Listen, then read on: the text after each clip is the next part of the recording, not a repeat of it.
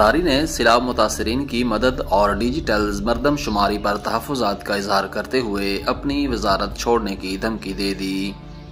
کراچی میں سیلاب متاثرہ کسانوں میں رقوم کی تقسیم کے حوالے سے تقریب سے خطاب میں بلاول بھٹو زرداری نے کہا کہ سیلاب متاثرین کے لیے وفاقی حکومت کی مدد ابھی تک نہیں ملی۔ وفاقی حکومت سیلاب متاثرین کو ترجیح دے۔ وزیر اعظم شہباز شریف سیلاب متاثرین کی مدد کے لیے کیا وعدہ نبھائیں، اگر وعدہ پورا نہ کیا تو ہمارے لیے وزارت رکھنا مشکل ہوگا۔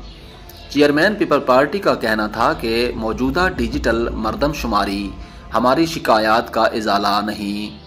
ڈیجیٹل مردم شماری پر وفاقی حکومت کو شکایات بھیجی ہیں۔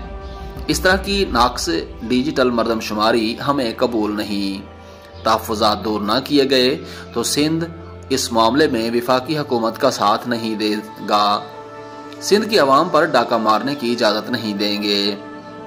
چیئرمین تحریک انصاف عمران خان پر تنقید کرتے ہوئے بلاول نے کہا کہ سیاسی چوہا زمان پارک میں کسی بستر کے نیچے چھپا ہوا ہے۔